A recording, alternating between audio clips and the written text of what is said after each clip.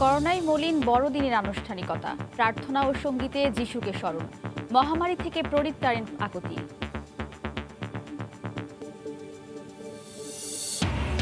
ব্রিটেনে পাওয়া নতুন করোনা ভাইরাস আগে থেকেই মোকাবিলা করছে বাংলাদেশ। বারবার বৈশিষ্ট্য পরিবর্তনে হারিয়েছে শক্তি, ক্ষতির সংখ্যা কম, বলছেন বিশেষজ্ঞরা। বাহারি ফুলে ছেয়ে গেছে যশোরের গদখালি ও সাভারের গোলাপগ্রাম। নিউ ইয়ার সামনে রেখে ব্যাপক বেচাকেনার আশা, করোনার ক্ষতি পুষিয়ে উঠতে সহায়তার দাবি। এবং সমুদ্রের নীল জলরাশির টানে কক্সবাজারের হিমছড়িতে পর্যটকের ভিড়। ৩০০ ফুট উঁচু পাহাড় থেকে সাগরের অপার সৌন্দর্যে মুগ্ধতা।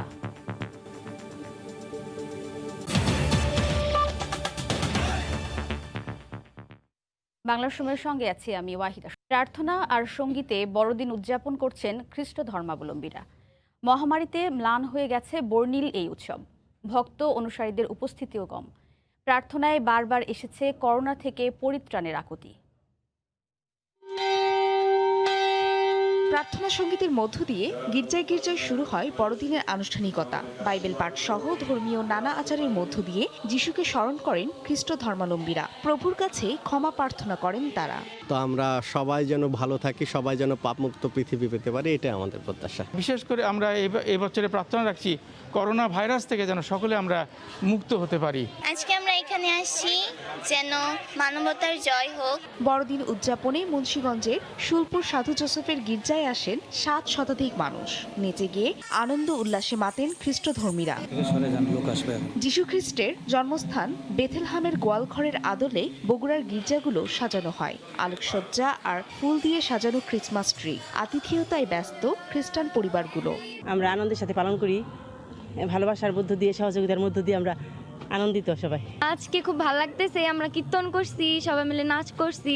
এছাড়া বান্দরবান সহ 3 পার্বত্য জেলায় সীমিত পরিসরে উৎসব মুখর পরিবেশে উদযাপন করা হচ্ছে যিশু খ্রিস্টের জন্মদিন। ফারিয়া ফারজানা, সময় সংবাদ।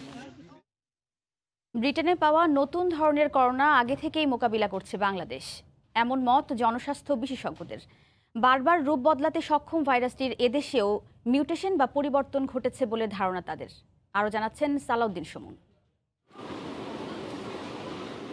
সংক্রমণ ঠেকাতে মহামারীর শুরুতে কিছুদিন বন্ধ থাকার পর জুলাই থেকে অব্যাহত রয়েছে ব্রিটেন বাংলাদেশ ফ্লাইট। এমনকি নতুন করোনা সংক্রমণে 40টি দেশ যুক্তরাজ্যের সঙ্গে আকাশপথে যোগাযোগ ছিন্ন করলেও সেই প্রয়োজন দেখছে না বাংলাদেশ। অন্তত 2 মাস আগে দেশে পাওয়া নমুনার সঙ্গে করোনার নতুন ধরনের মিল পাওয়ার বিষয়ে বিশেষজ্ঞরা বলছেন, অতি সংক্রামক এই কোভিড আগে থেকে মোকাবিলা করছে এদেশের মানুষ। যেহেতু আমাদের ব্রিটেনের সাথে চলাচলটা এখনো আছে, আমরা এটা আশঙ্কা করতে পারি যে সেই ব্রিটেনে ছড়িয়ে পড়া যে নতুন স্ট্রেইন, এটা বাংলাদেশে অচিরেই প্রবেশ করবে বা হয়তো অলরেডি প্রবেশ করে গেছে, এটাও ছড়াবে। সেও তার যে বিকশিত নখরদন্ত, এটা নিয়ে আমাদের উপর হামলা করবে, সেই আশঙ্কাটা আমাদের মাথায় রাখা উচিত। এদেশে ঢুকে নতুন ধরনের করোনার আরও মিউটেশন বা পরিবর্তন হতে পারে। আর এই মিউটেশনের ফলে সৃষ্ট স্ট্রেনটি যেমন শক্তিশালী হতে পারে, তেমনি একেবারে দুর্বলও হয়ে পড়তে পারে বলে মনে করছেন বিশেষজ্ঞরা। বাংলাদেশে যেরকম অতি সংক্রমণ, ম্যাসিভ সংক্রমণ এবং কোনো সাপ্রেশন নেই, তাহলে এখানে আমাদেরকে আশা করতে হবে এখানেই সবচেয়ে বেশি মিউটেশন হবে, এবং এটা ভবিষ্যতে হবে না এটা আমরা বলতে পারছি না। এই জন্য আবার এমন হতে পারে যে মিউটেশন হয়ে এটা আরও ভালো হয়ে গেল চরিত্রটা, যে আগে যেরকম মারা যেত সেরকম মারা যাচ্ছে না, এরকম হতে পারে। এই অবস্থায় মাস্ক পরা সহ স্বাস্থ্যবিধি মেনে চলার তাগিদ দিচ্ছেন বিশেষজ্ঞরা। সালাউদ্দিন সুমন, সময় সংবাদ, ঢাকা। ইয়াবা দিয়ে মামলায় ফাঁসানোর ভয় দেখিয়ে চট্টগ্রামের সীতাকুণ্ডে এক ব্যবসায়ীর 2,80,000 টাকা হাতিয়ে নেওয়ার অভিযোগে পুলিশের এসআই সাইফুল আলম এবং কনস্টেবল সাইফুল ইসলামকে গ্রেফতার করা হয়েছে। বৃহস্পতিবার রাতে 3 সোর্স সহ 5 জনের বিরুদ্ধে মামলা দায়েরের পর তাদের গ্রেফতার করা হয়। অনিয়মের সঙ্গে জড়িত পুলিশ সদস্যদের বিরুদ্ধে এটি কঠিন বার্তা বলে জানিয়েছেন ডিআইজি। আরও জানাচ্ছেন কমল দে।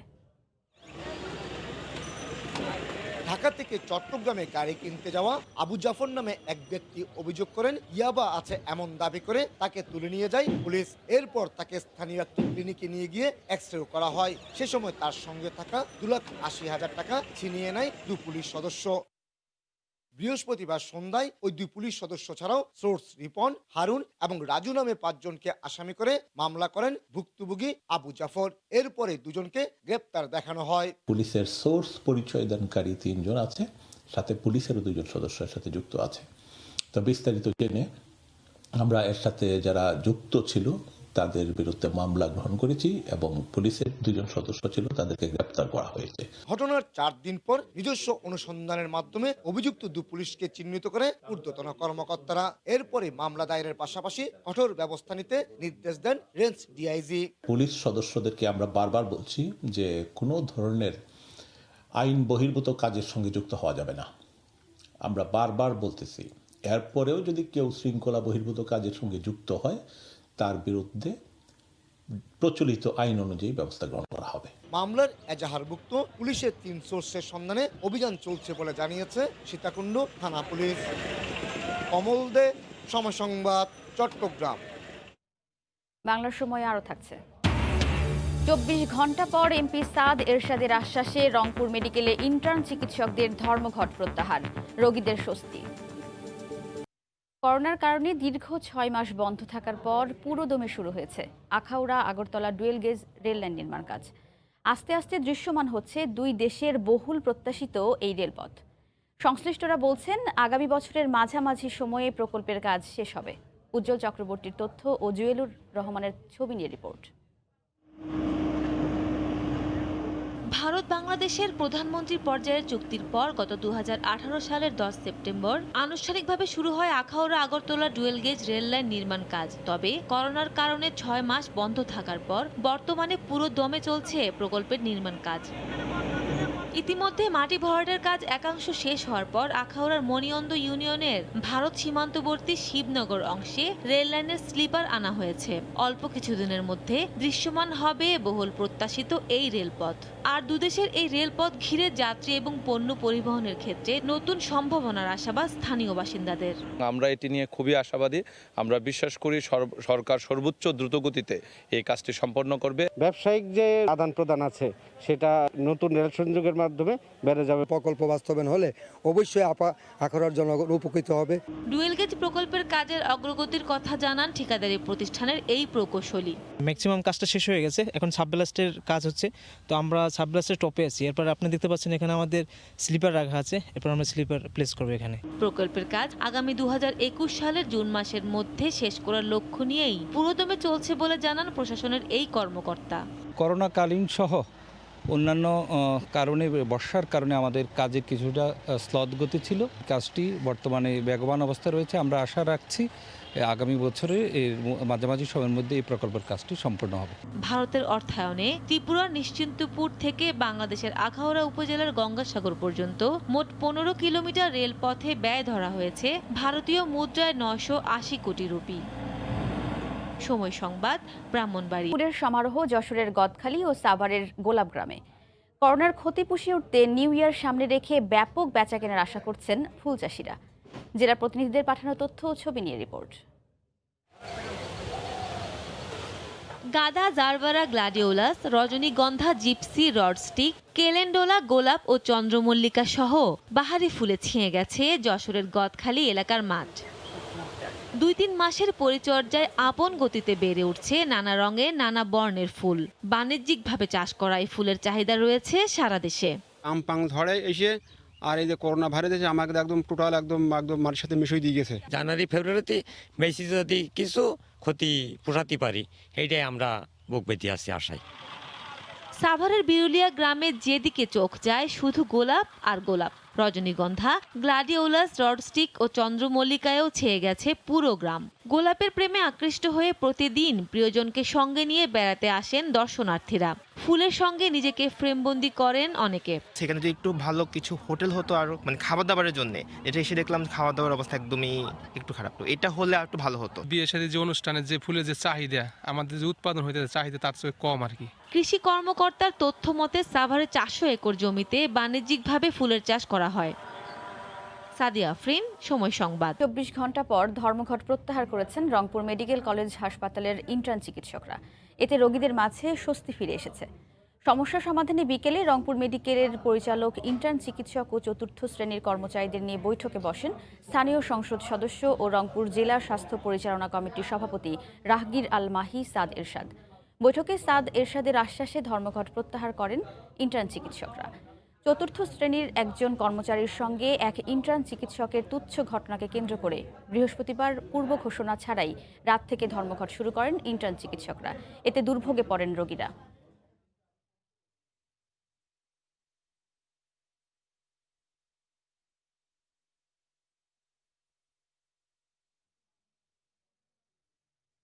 সবশেষ পরিস্থিতি জানাতে এই মুহূর্তে রংপুর মেডিকেল কলেজ হাসপাতালের সামনে আছেন রিপোর্টার রতন সরকার। সরাসরি যাচ্ছি তার কাছে। রতন।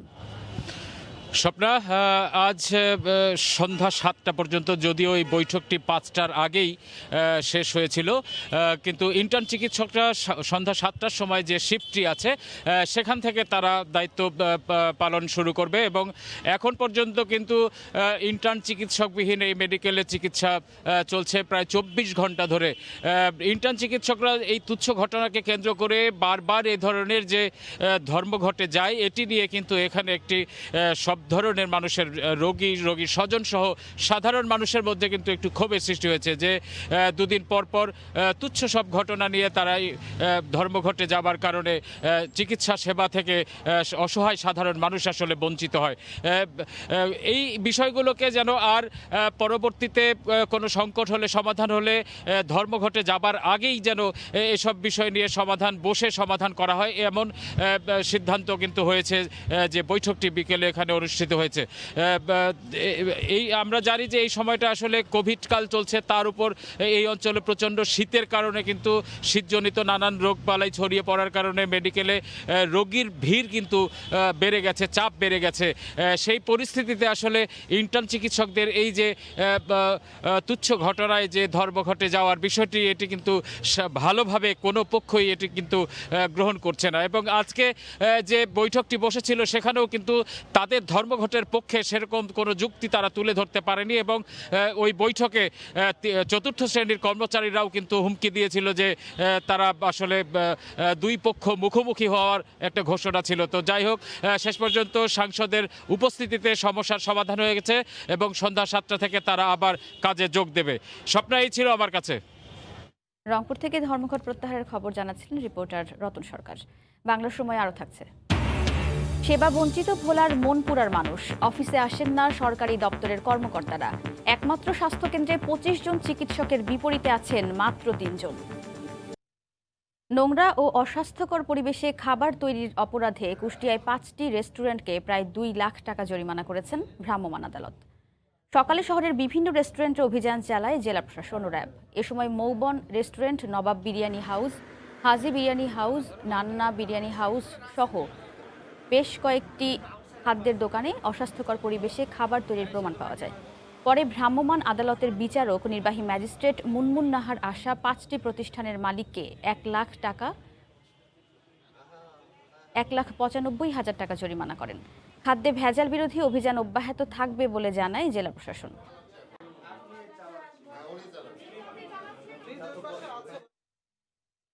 চিকিৎসক সহ জনবল সংকটে খুঁড়িয়ে খুঁড়িয়ে চলছে ভোলার দ্বীপ উপজেলা মনপুরার একমাত্র স্বাস্থ্য কমপ্লেক্সটি। 25 জন চিকিৎসক থাকার কথা থাকলেও রয়েছেন মাত্র 3 জন। এতে চিকিৎসা সেবা পাচ্ছেন না বলে অভিযোগ রোগীদের। অন্যদিকে উপজেলা পরিষদের বেশিরভাগ সরকারি দপ্তরের প্রধানরা মাসে 2 থেকে 4 দিন অফিস করায় সেবা বঞ্চিত স্থানীয়রা। কোনো কর্মকর্তার কারণে সেবা বা প্রশাসনিক কাজ ব্যাহত হলে ব্যবস্থা নেওয়ার আশ্বাস উপজেলা নির্বাহী কর্মকর্তার। নাসিরউদ্দিন লিটনের তথ্য ও উৎপল দেবনাথের ছবি নিয়ে রিপোর্ট।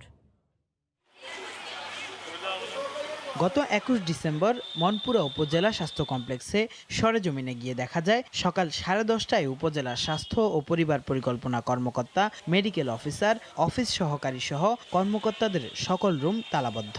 জরুরি বিভাগ খোলা থাকলেও চিকিৎসা দেওয়ার মতো নেই কেউ। সাংবাদিকদের উপস্থিতি টের পেয়ে ছুটে আসেন একজন ডাক্তার সহ 3-4 জন কর্মচারী। অনেকক্ষণ হয়েছি, ডাক্তার পাইতেছি না। বেশিরভাগ সময় একজন ডাক্তারে থাকে, কখনো কখনো একজনও থাকে না। 50 শয্যার এই হাসপাতালটিতে 25 জন চিকিৎসকের স্থলে রয়েছেন মাত্র 4 জন। নার্স সহ অন্য পদ শূন্য রয়েছে 54টি। অনেক সিরিয়াল জমে যাচ্ছে, তো আমি যত দ্রুত করার চেষ্টা করি না কেন, আসলে সবগুলোকে দেখতে অনেক কষ্ট হয়, কারণ একটা রোগীকে দেখতে আসলে সময় দিতে হয়।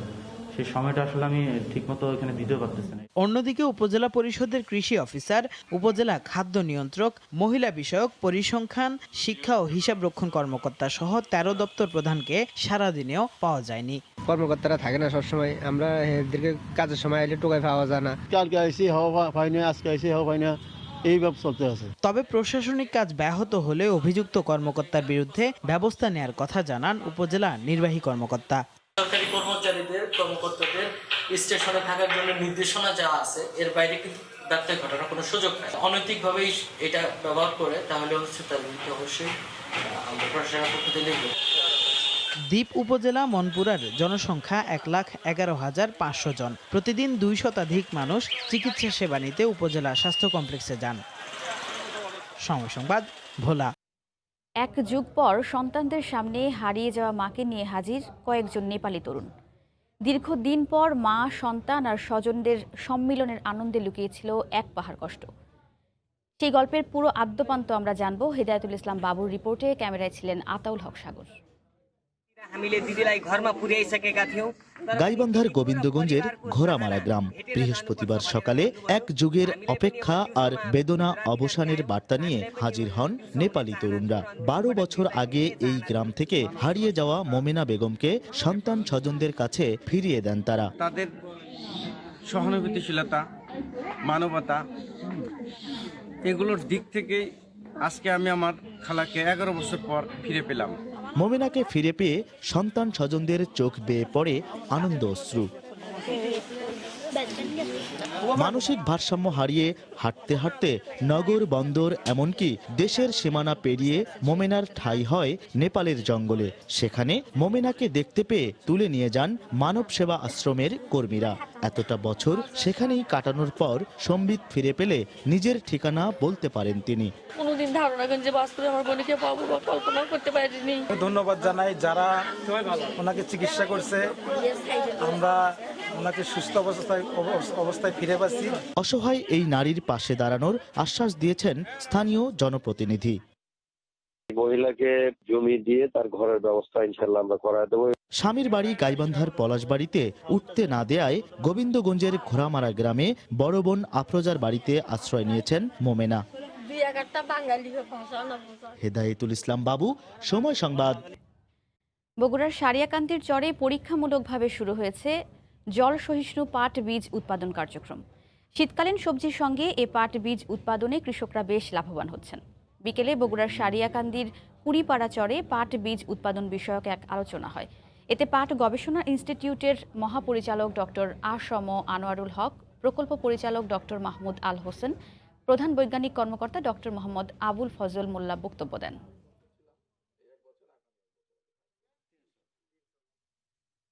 মাদারীপুরে পাথর ভাঙা মেশিনের বিষাক্ত কালো ধোঁয়ায় নষ্ট হচ্ছে পরিবেশ। দীর্ঘদিন ধরে মহাসড়কের পাশে এই কার্যক্রম চললেও প্রশাসনের বিরুদ্ধে অভিযোগ রয়েছে কোনো ব্যবস্থা না নেয়ার। এতে পরিবেশের ক্ষতি ছাড়াও স্থানীয়রা আক্রান্ত হচ্ছেন নানা রোগে। এলাকাবাসীর অভিযোগ, পরিবেশ অধিদপ্তরের নিয়মকে তোয়াক্কা না করে মাদারীপুর সদর উপজেলার পখিরা এলাকায় 6 বছর ধরে পাথর ভেঙে শরীয়তপুর, গোপালগঞ্জ, ফরিদপুর সহ বিভিন্ন জেলায় সরবরাহ করছে একটি প্রভাবশালী চক্র। মেশিনের বিষাক্ত কালো ধোঁয়ার নষ্ট হচ্ছে পরিবেশ।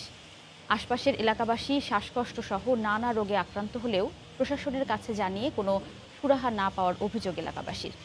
যদিও শিগগিরই এ ব্যাপারে কার্যকর পদক্ষেপ নেওয়ার আশ্বাস দিয়েছেন জেলা প্রশাসক।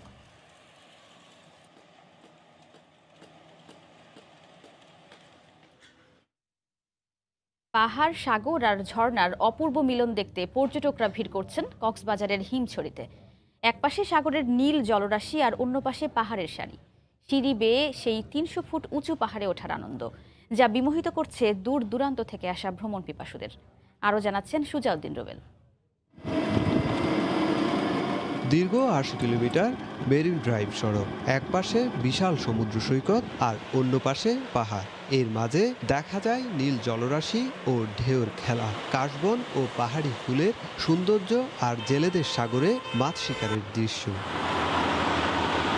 মেরিন ড্রাইভ সড়কের 12 কিলোমিটার দূরের পর্যটন স্পট হিমছড়ি। পাহাড়ের শীতল পানির ঝর্ণা দেখতে ছুটে আসছেন দূর দূরান্তের পর্যটকরা। কেউ ফ্রেম বন্দি করছেন সুন্দর মুহূর্ত, আবার শীত উপেক্ষা করেই ঝর্ণার পানিতে নামছেন অনেকেই। পরিবেশ খুব ভালো, এর আগেও আসছি কিন্তু এখন খুব ভালো লাগছে। হানিমুন আসছিলাম কক্সবাজার, ওখান থেকে হিমছড়ি হয়ে ইনানিতে যাচ্ছি। যতটুকু ঘুরছি খুবই ভালো লাগছে। বিশাল পাহাড়ের 260টি সিঁড়ি বেয়ে পর্যটকরা উঠছেন 300 ফুট উঁচু পাহাড়ে, যেখান থেকে সমুদ্রের মনোমুগ্ধকর দৃশ্য দেখে অভিভূত পর্যটকরা। উপর থেকে এবং সমুদ্রের যে দৃশ্য, এটা দেখে খুবই সুন্দর লাগলো। মানুষজন ছাড়া সমুদ্রের অনুভূতিটা একটু অন্যরকম। পাহাড় থেকে পুরো সমুদ্র ভিউটা আসলে খুবই ভালো লাগছে। হিমছড়িতে 2 শতাধিক ব্যবসা প্রতিষ্ঠান রয়েছে। পর্যটক সমাগমে ব্যবসা ভালো হওয়ায় করোনার ধাক্কা কাটিয়ে ওঠার আশা ব্যবসায়ীদের। বেকার ছিলাম ওই সময়, এখন তো আলহামদুলিল্লাহ লোকজন আসতেছে, করোনা একটু হচ্ছে। লোকজন আস্তে আস্তে আসতেছে, লোকজন হবে আরো সামনে। কিছুটা এই শান্তির মধ্যে আছি, কিছুটা পর্যটক আসতেছে। কক্সবাজার থেকে ইজি বাইক, সিএনজি ও জিপ যুগে পর্যটকরা যেতে পারবেন পাহাড়ি জনপদ হিমছড়িতে, যেখানে প্রবেশ করতে জনপ্রতি পর্যটককে গুনতে হয় 23 টাকা। সুজাউদ্দিন রুবেল, সময় সংবাদ, কক্সবাজার। বাংলা সময়ের শীর্ষ সংবাদ জানিয়ে দিচ্ছি আরেকবার। করোনায় মলিন বড়দিনের আনুষ্ঠানিকতা, প্রার্থনা ও সঙ্গীতে যিশুকে স্মরণ, মহামারী থেকে পরিত্রাণের আকুতি। ব্রিটেনে পাওয়া নতুন করোনা ভাইরাস আগে থেকেই মোকাবিলা করছে বাংলাদেশ। বারবার বৈশিষ্ট্য পরিবর্তনে হারিয়েছে শক্তি, ক্ষতির সংখ্যা কম বলছেন বিশেষজ্ঞরা। এই ছিল বাংলার সময়ের, সঙ্গেই থাকুন।